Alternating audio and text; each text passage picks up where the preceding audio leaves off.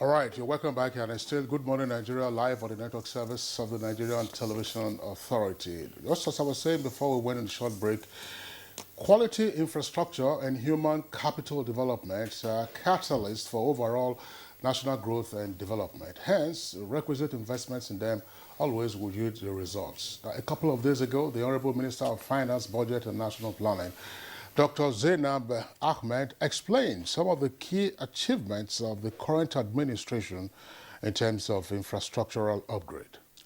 Now, her submissions were at a town hall meeting by the Federal Ministry of Information and Culture. She said that Nigeria plans to spend about 1.42 trillion naira on infrastructure in 2022, while 2.11 trillion naira has been budgeted for human capital development. Now, the Honorable Minister also indicated that several programs and projects of the Buhari administration aimed at creating the enabling environment for socio-economic development are also well on the cards. They include road infrastructure, refurbishment of investment tax credit scheme as some of the initiatives. And they were designed in 2029 to complement and ameliorate the burden of funding road projects by the federal government. This is the focus of our first topic on the program today. So thank you again for staying with us up to this moment as we welcome the Honorable Minister. Kingsley. That's right. The Honorable Minister of Finance, Dr. Zainab Ahmed, our pleasure to have you with us on Good Morning Nigeria. Good morning, and thank you for having me. Good morning, Nigeria. All right. So let's begin by just getting a background briefly, if you like, in terms of infrastructure investment and what the outcomes have been in nearly 7 years of the Buhari administration, knowing full well that one of the key markers that the president said from the very outset was that there will be no point, first, in seeking to embark on greenfield projects while there were still brown projects that had not been concluded. In other words, there had been abandoned projects, get them completed and running. So how far is the story? Well, we've come a long way, and thank you very much for giving me this opportunity. But if I may start by saying that all the things that His Excellency President Muhammadu Buhari has embarked on doing are actually yielding results. And what are our, apart from the physical works that you see, but the rate of the growth of the economy is also evidence that these infrastructure investments are really paying dividends. Just last week, we released the fourth quarter GDP report, which showed that the Q4 recorded 3.8% growth, and that is the fifth consecutive quarter of growth since the recession of Q3 2020. But also the aggregate growth for the year 2021 is 3.4%. That is a rate that has outperformed our own projections at 3%, and that of the IMF and the World Bank that puts us at 2.5 to 2.7%. So all of these things are really beginning to come in together and work. Mr. President has made a commitment to grow the economy, enhance security, and fight corruption. And in growing the economy, the first thing that you have to do is to invest in human capital as well as in infrastructure. Mr. President has emphasized that our priorities must be road, rails, power, and water. And we have consistently invested in those key infrastructure projects. And I'll demonstrate to you how much these investments have been. When Mr. President came to power the first time, the budget for the Ministry of Works and Housing for the 2015 budget was 19.7 billion naira. We have grown this budget steadily over time. In 2021, the budget was 3.99, that's about 4 billion naira. And then in 2022 budget, the budget for the Ministry of Works and Housing is 531 billion. So it just shows you how much weight the president has directed should be put in terms of infrastructure. But a similar growth has also been seen in the funding for infrastructure, for water resources, as well as for the power ministries. And Mr. President clearly understands that you have to invest in infrastructure to improve human capital development, as well as to ensure sustainable environment for growth of businesses. So he also had directed that review all the stock of projects that we had seen on the ground, prioritize completion of ongoing projects that are key to adding to the growth of the economy, start new projects only when it's absolutely necessary. And I remember, if I give you an example, Minister of Water Resources made a review, and when he finished his review, he inherited about 45 different, very large water projects. So he had to prioritize, and I think he prioritized just 7 to get them to completion. And projects are being commissioned now, not only roads, but rail, as well as the water projects.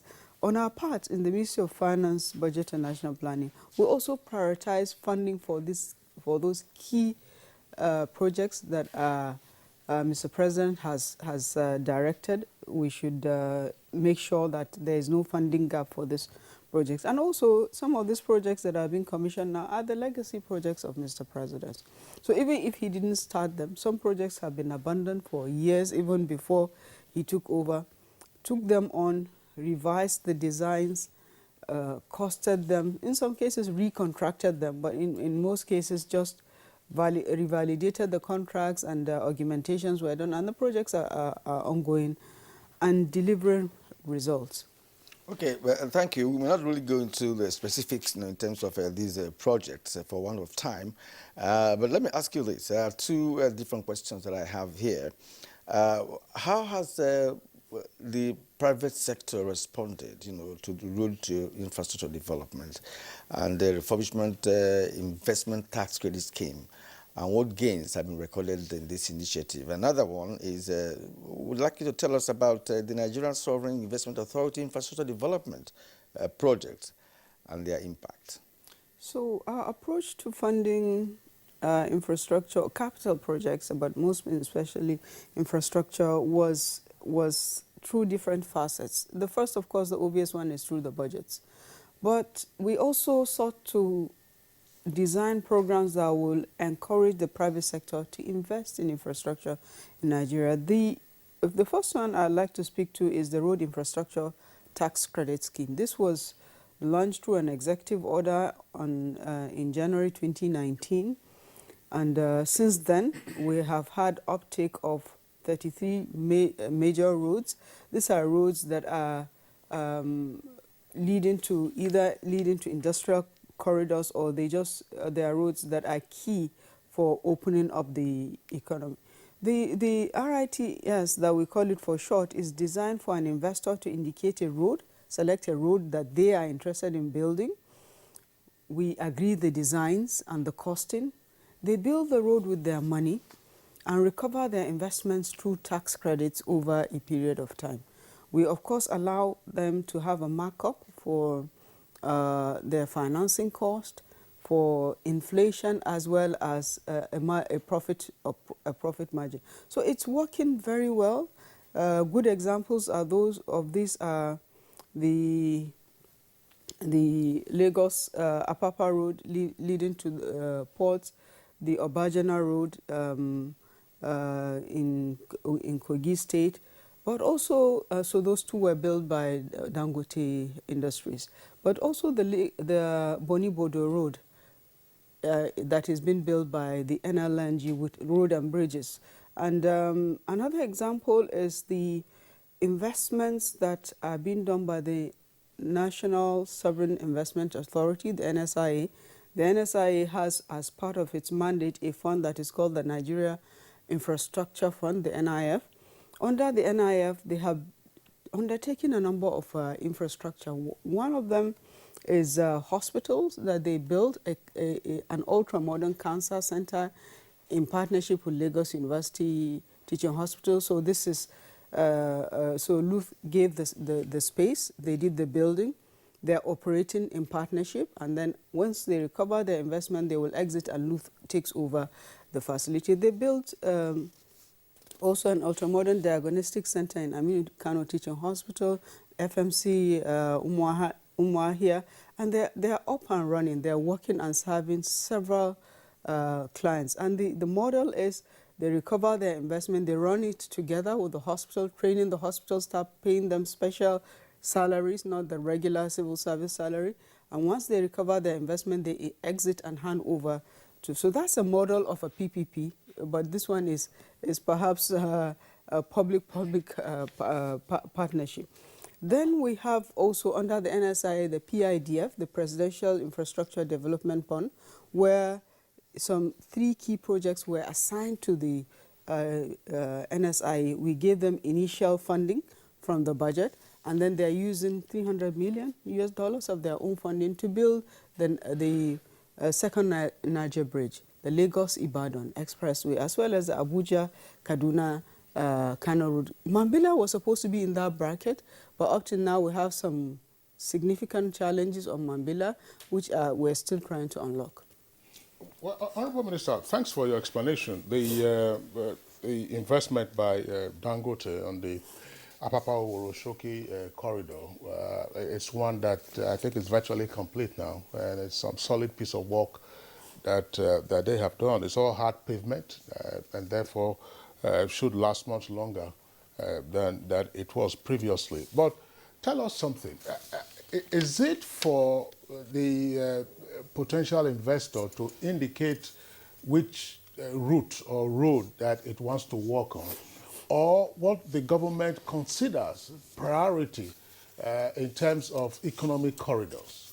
Oh, it's both parties. First of all, the investor has to be willing to do it because they are the ones investing. And secondly, government is also showing the roads that they will prefer that are selected. But a lot of times we also find that the selection that the investor made also has some, let me say, some benefit for the investor. For example, the Lagos, the Apapa or Oroshoki road leading to the ports. It was obvious that one of the major challenges that is causing congestion in our ports is also access to the ports. So at the time Dangote chose to do that, he was having a lot of imports for building of the Dangote refinery coming to that port, and the port was clogged. So he chose to do that to enhance that. But later on, he decided to build another port, but he's still carrying on with this project. And this project, that road is built with hard concrete and ions. It will last up to about 100 years. It's built in the same way you will build a runway because of the nature of the terrain there and also the volume of traffic that goes through that road. When he chose to build the Obajina road also, Obajina is where his cement factory is. So while it benefits government, the investors usually also have some benefit that they will get from an improved road infrastructure in the corridor that they choose. Okay. The reason I'm asking this, Kirian, you see, there are some, I know you are not the Honorable Minister of Works and Housing, but there are some fairly obvious economic corridors that have not been, as it were, taken up by investors under the tax credit scheme. If you look at Benin, Auchi, Okene, Lokoja axis, for instance, it remains, you have all kinds of obstructions and failed portions. If you were to go to Onitsha, Enugu, you have that issue.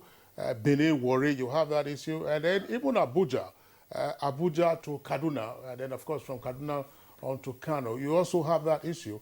And people will just be wondering, because the other day, fuel tanker drivers were threatening to go on strike on account of what they described as the bad state of the roads. So let me also say, still, the concept is the same. Government can also invite investors to consider, but the investor has to agree. By the way, the Enugu-Onitsha is one of the roads in the second set that have been approved, and MTN Nigeria is going to build that road. So there's more coming on. It's a process we have to review. We have to ensure that this company that wants to do this investment actually has the capacity, financial capacity, and also the technical capacity to do it. So we're hoping for more and more of this to happen. And by the way, NMPC also chose to build some of these roads. The 21 roads across the country, the NMPC, all of them are leading to depots. So it's helping to solve the problem that NMPC has in terms of access to its depots across the country. Well, of course, you don't have to blame the private sector in this, because they take up routes that are also economically reasonable to them, as operators, in the system. Right. Madam, let me ask you this. Most nations achieve sectoral development, through borrowing. But in Nigeria here, many have expressed their concern over the level of external borrowing. Tell us about the 2020-2023 medium-term debt management strategy in relation to external borrowing in Nigeria. And if you could add this, we would like to explain to us how do the sovereign sukuk bonds function, especially with regards to financing road infrastructure in Nigeria. I'm really glad you asked this question, because it gives me an opportunity to again explain to the public that the borrowing that we do are planned borrowings. We don't just get up one day and say we have to borrow for this or that project. We have a medium-term debt management strategy that is approved by a debt management board chaired by His Excellency the Vice President. I'm a member, CBN, and a number of ministers are members, with the debt management office as the secretariat. So we have a strategy for 2021 to 2024. That is the one that is currently ongoing. And in the strategy, some ceilings and floors are determined. For example, we will determine the maximum ratio that you borrow between domestic and foreign, and also the mix that you have in terms of the length of the borrowing, as well as the maximum that you would borrow at any particular time. And by the way, that is also determined by the Fiscal Responsibility Act. So this strategy is determined by financial regulations, by the Fiscal Responsibility Act, and also we have a continuous review of the sustenance of our debt. This is done biannually and reported and published, so that people see how much we have borrowed and how much we have to pay in terms of debt service obligation at any particular point in time, and the total debt portfolio vis-a-vis the revenues that we use to service this debt. Nigeria has an excellent record of debt service. That's why when we go out to borrow, we always end up having our offerings oversubscribed several times over, because people know that there's that fiscal discipline in terms of debt. But people have also a right to be concerned, because when you borrow, you have to pay. And we do have revenue challenges, and we're struggling with being able to at the same time service debt as well as service government. But so far, we've been managing very well. We have not had any crisis, and we don't envisage to see any crisis in the future. In terms of the second question, the sukuk bond, it's another form of borrowing, but also is a form of PPP. It's a form of PPP. We go out in the market, we raise sukuk bonds. So it's Nigerians or the public that invest and provide their money for those bonds to be issued. And when we go out, we say these are the projects that will be, your money will be used to build. So you have a lot, it creates a lot of activity. You have investment firms that are representing investors. So you go as an individual to a firm and interested in this is the size I want. They buy for you, and you are assured of your payment, your payment at the due date of that investment. So many investors are finding an avenue to invest in national infrastructure through the instrument of the sukuk bond. So far, we've issued sukuks, 4 circles, 4 tranches of sukuk in the total sum of 612 billion. And from starting with 25 roads to 28, we have 44 roads. And each time, these roads are spread across the 6 geopolitical zones. As a matter of fact, we end up, because of pressures from the legislature, just divide the fund equally over the 6 geopolitical zones.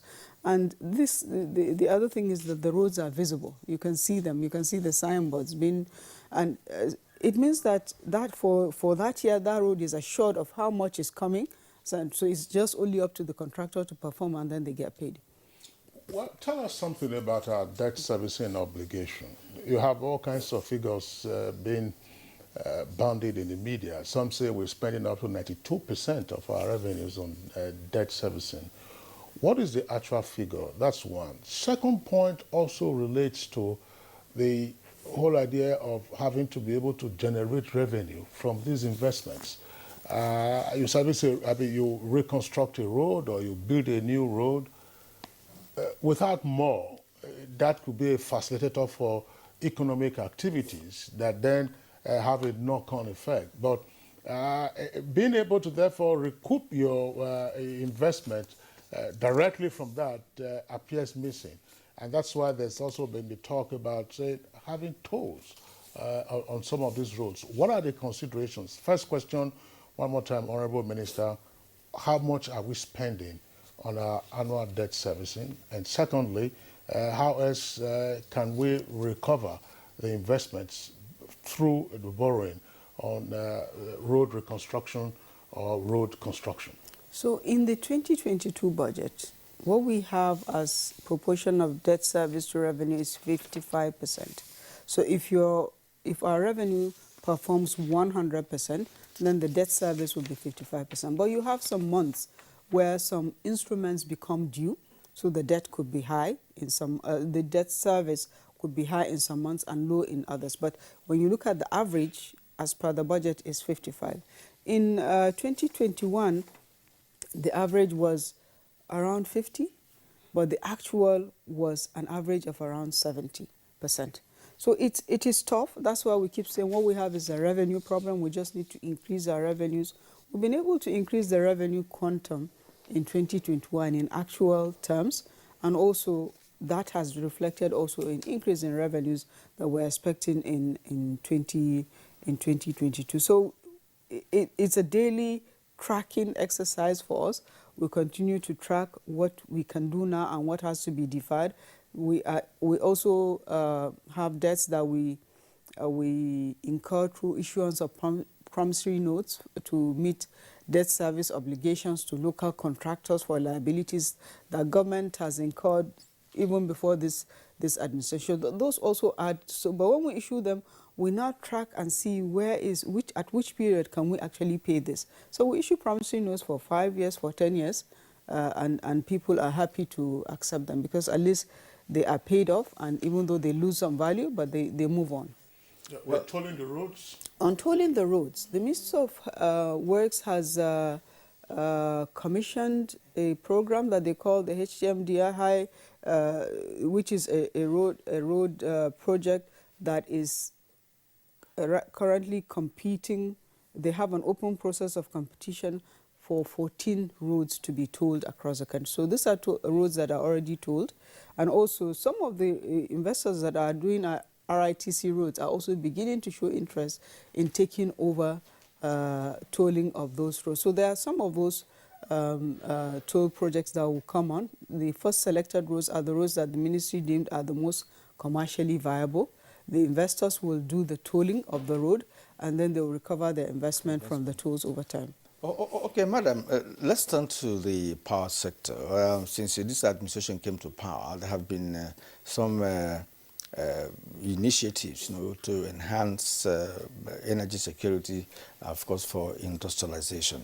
Can we say that the country's energy or power challenge has been impacted, since this administration came to power? What are those giant strides, that have been taken in this sector, and what is the expected impact as we move on as a nation? Well, Let me first of all say that the Nigerian electricity industry is, the participants are a mix of government and private participants. As you know, the generation and the distribution arms of the industry have been privatized. TCN is owned, the transmission is owned 100% by government. One of the key achievements for us is for me is the improvement in the participation of the private sector. Of course, there is also improvements in the power itself. There's the Siemens project that we call the Presidential Power Initiative that has finally taken off. There was some delays, but there's a company that has been floated, the Federal Government of Nigeria Power Company. There's a management in place, there's a board in place, and the projects have been contracted, and we're looking at being able to start deploying within 2021 some of these projects. So the projects are a combination of transmission and distribution projects. Some of them greenfield, some of them brownfield, in partnership with TCN as well as the distribution companies. The federal government is borrowing from the German government through a financial intermediators, and the federal government is looking at on-lending to the distribution companies the component related to distribution, because we're investing together. So the lending will be some form of a shareholder loan, because we're the ones that are borrowing, and the distribution networks have indicated their interest in participating in the financing in that way. Which area is Siemens going to concentrate its activity? Oh, it's across the country. It's across the country. It was an extensive exercise. Is it in transmission or distribution, so both, or generation? No, not generation. Distribution and transmission. The distribution networks were asked to provide their performance improvement plans. That is the investments that they think are necessary to either upgrade the existing network or expanding them. And they provided this. And so selections were made based on their choices, and then it was also cross-checked with them the projects that will be deployed for distribution under the PPI. The same thing with the transmission projects.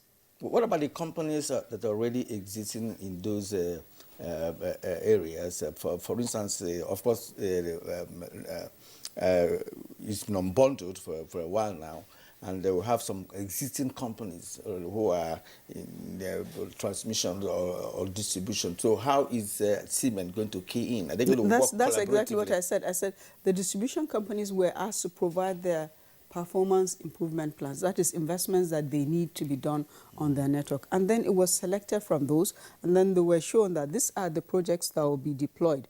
Because, okay, government is borrowing, the projects will be done by government, but it's a loan to them. But remember also, government is also an investor in the distribution network. We still own 40%. 60% private sector, 40% government. But transmission is just TCN. There was a report recently, Honorable Minister, to the effect that the Chinese were reportedly, again, no longer releasing tranches of the facility to Nigeria for the continued construction of the railway infrastructure. Is that a true story? And if it is so, why are the Chinese holding back? And how do we hope to get around this? So, it is partly true in the sense that we have seen some significant slowdown in terms of making progress in either existing facilities or new ones that we are discussing. And of course, it emanated from the COVID-19 pandemic crisis.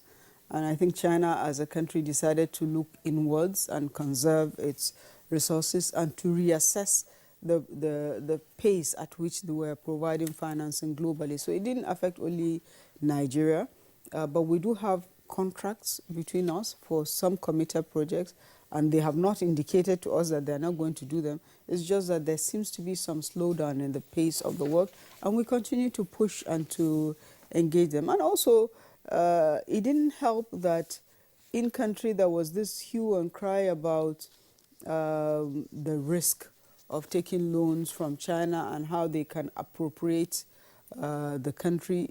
They are very sensitive about things like this, so they've been watching to see. When we take loans from China, we give them sovereign guarantees. The sovereign guarantees comes with some commitments and exemptions, and they expect those guarantees to be given. But the incident that happened, people think you shouldn't give a guarantee. Why would any nation borrow to you without a guarantee that you will pay? No lender will give you funds without a guarantee that you will pay. So we were asked to ask for exemptions for some category of assets owned by NMPs, assets owned by CBN, NSIA, and there's a fourth one which I've forgotten. And they're saying, and security, of course, security assets, that's the fourth one. So there's this back and forth that we're doing for them to be able to get some kind of a middle road, because we have been borrowing from China. It's not the first time. And they're saying, why are you changing what we have been, the kind of agreements that we have now? They're not satisfied, and here also we have to cause some changes to happen to accommodate the national concerns. Yeah, because we have the Attorney General of the Federation as our guest on Good Morning Nigeria sometime last year, when there was some uproar, if you may, around first the drafting of the contracts. Some person said, oh, the contracts were drafted in Mandarin, which is the official language of China.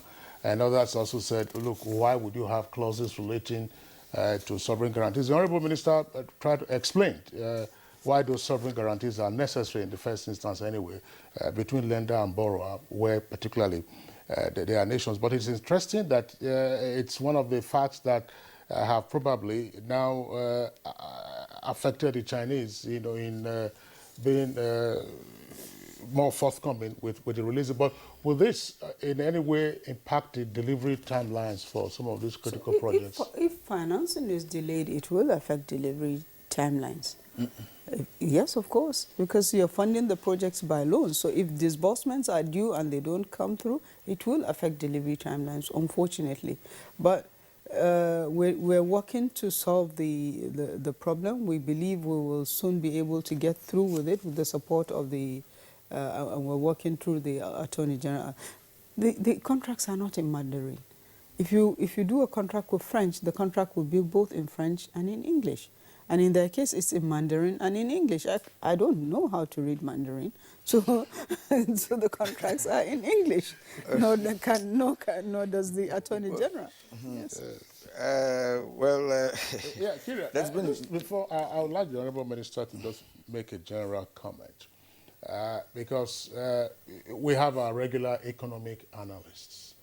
And when the NBS latest numbers were released, we're talking about, say, look, the economy has grown by so much, now outpacing the population growth rate, and we hope that that is sustained. Again, the projection of 3% has been surpassed.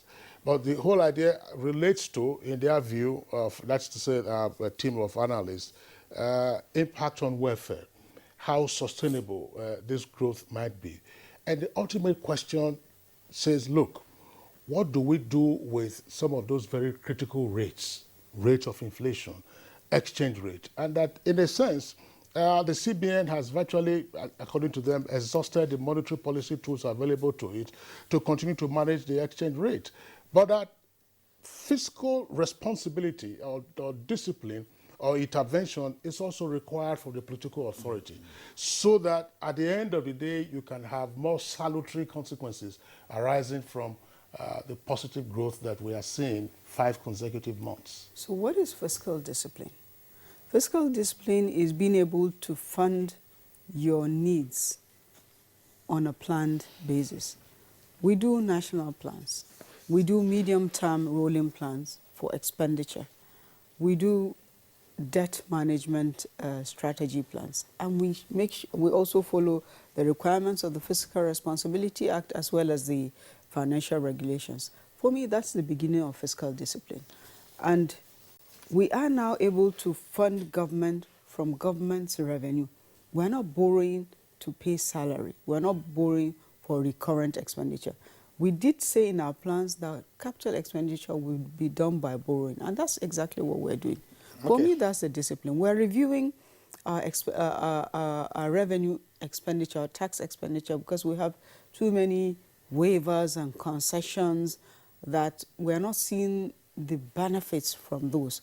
But we also said we have to allow whatever waivers and concessions have been given for the time to run out, for the tenure to run out. So we're reviewing those as well, and we're beginning to claw back and scale down. All right, Madam. On those. We need thank you for those explanations and the clarity on certain issues concerning borrowing, of course, and funding of critical infrastructure for the nation to grow. So at this point, we'd like to thank you for sharing your time and your thoughts, and more importantly, explaining to Nigerians what the situation is at the moment. Minister of Finance, Budget and Town Planning, Zainab Ahmed. National planning.